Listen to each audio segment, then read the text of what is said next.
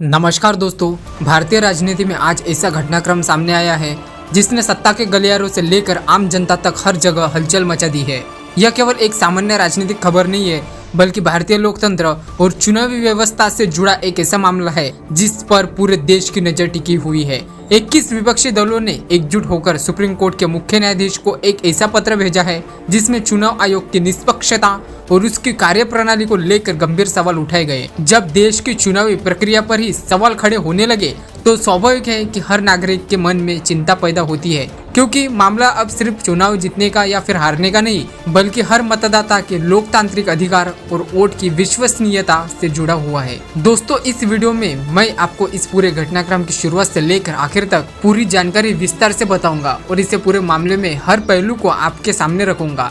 लेकिन उससे पहले आपसे एक छोटी सी गुजारिश है, अगर आपने हमारे चैनल को सब्सक्राइब नहीं किया तो गोदी मीडिया की एंकर की तरह आलस मत दिखाइए, अभी सब्सक्राइब कर दीजिए, क्योंकि न्यूज चैनल बदल सकते हैं लेकिन सच्ची खबर कभी नहीं बदलती।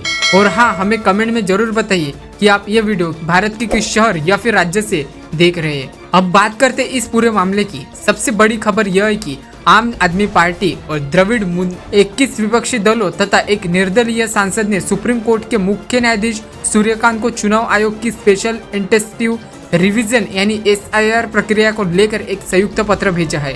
इस पत्र में उन तमाम चिंताओं का विस्तार से उल्लेखन किया गया जो 27 मई 2026 को आए, उस फैसले के बाद सामने आई जिसमें सुप्रीम कोर्ट ने बिहार में SIR की प्रक्रिया को वैध और सूचित ठहराया था।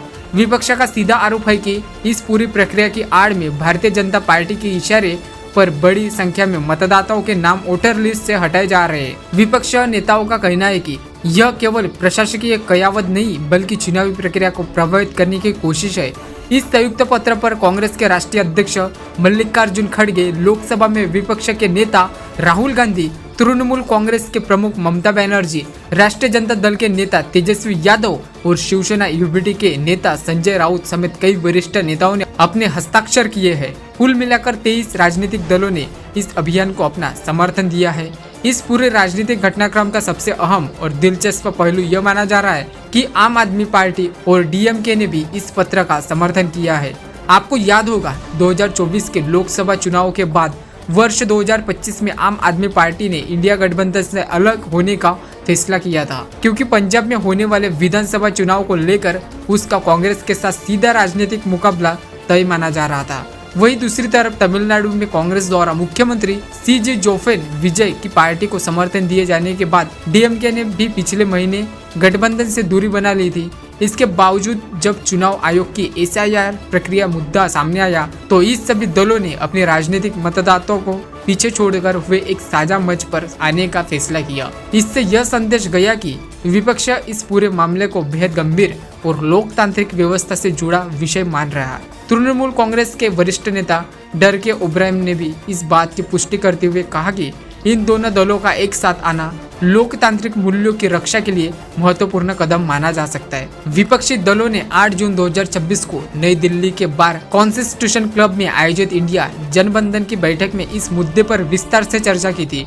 इस बैठक में 25 राजनीतिक दलों ने हिस्सा लिया और व्यापक विचार विमर्श के सर्वसम्मति से यह राय बनाई कि SIR प्रक्रिया को लेकर गंभीर प्रदर्शन करते रहे सवाल उठ रहे कि तथा इसकी निष्पक्षता पर विस्तृत चर्चा और समीक्षा की आवश्यकता है। कांग्रेस महासचिव जयराम रमेश ने भी कहा कि विपक्षी दल इस मुद्दे पर एकजुट होकर अपनी आवाज उठाते रहेंगे। उन्होंने सोशल मीडिया पर लिखा कि विपक्ष एकजुटता, सहयोग और लोकतांत्रिक प्रतिरोध के सिद्धांतों के साथ मजबूती से खड़ा है। अब सबसे बड़ा सवाल यह है कि आखिर यह SIR यानी स्पेशल इंटेंसिव रिवीजन प्रक्रिया क्या है, यह कैसे काम करती है और इसे लेकर इतना बड़ा विवाद आखिर क्यों खड़ा हो गया है। भारतीय संविधान के अनुच्छेद 324 और प्रतिनिधित्व अधिनियम 10,950 की धारा 21 के तहत चुनाव आयोग को यह अधिकार प्राप्त है कि वह देश के किसी भी राज्य की मतदान सूची का समय पर पुनर्निरीक्षण, अद्यतन और संशोधन कर सके।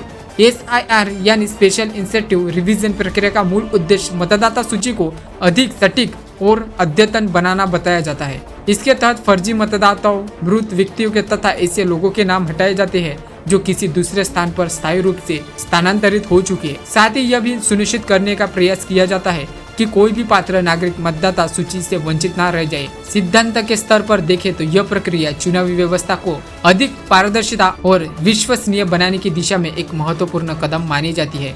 अगर इसके इतिहास पर नजर डालें तो वर्ष 1966 तक इस तरह का व्यापक पुनर्निरीक्षण नियमित रूप से किया जाता है। इसके बाद अंतिम बड़े स्तर का स्पेशल इंसेंटिव रिवीजन वर्ष 2002 से लेकर 2004 के बीच आयोजित किया गया था। यानी लगभग 22 वर्षों के अंतराल के बाद इस प्रक्रिया को एक बार फिर इतने बड़े पैमाने पर लागू किया जा रहा है। यही वजह है कि इस बार इसकी कार्यप्रणाली और प्रभाव को लेकर देश भर में व्यापक चर्चा हो रही है।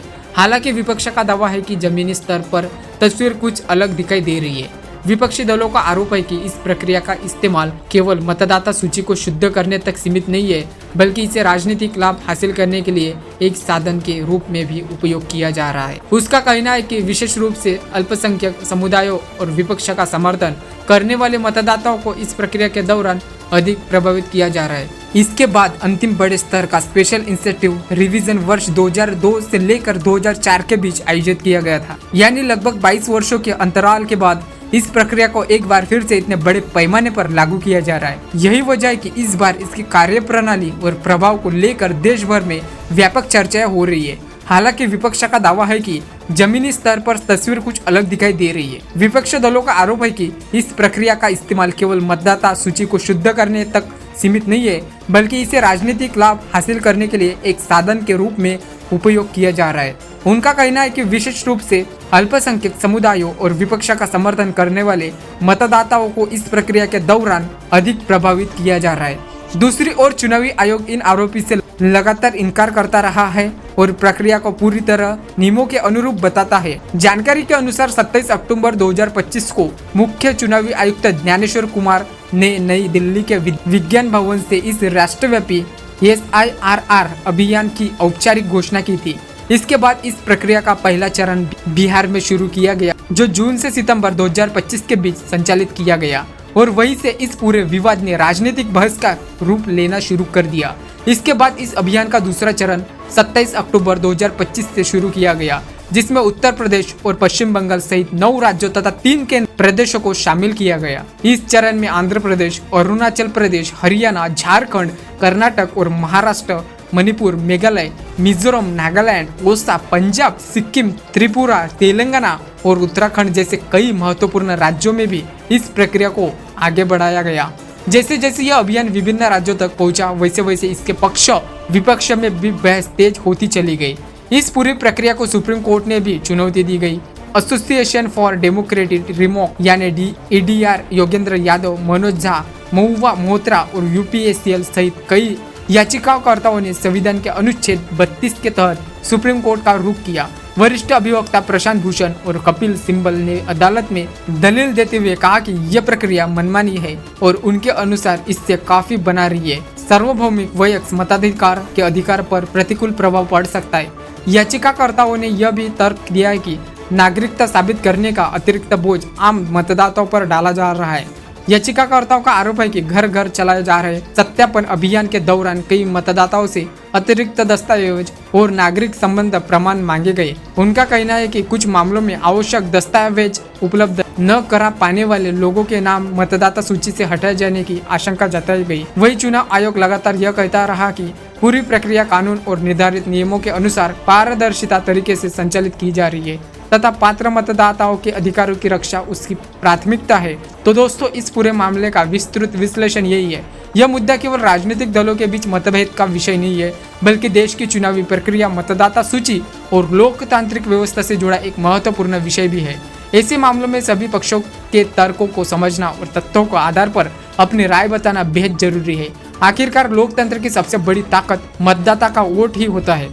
अब आप अपनी राय जरूर बताइए। आपको लगता है क्या चुनाव आयोग की प्रक्रिया पूरी तरह से निष्पक्ष है या विपक्ष द्वारा उठाए गए सवाल पर गंभीरता से चर्चा होनी चाहिए? अपनी राय हमें कमेंट बॉक्स में जरूर से बताइए। तो आपको ये वीडियो पसंद आता है तो वीडियो को लाइक, चैनल को सब्सक्राइब जरूर से कर दीजिए। मिलते हैं नेक्स्ट वीडियो में। जय हिंद।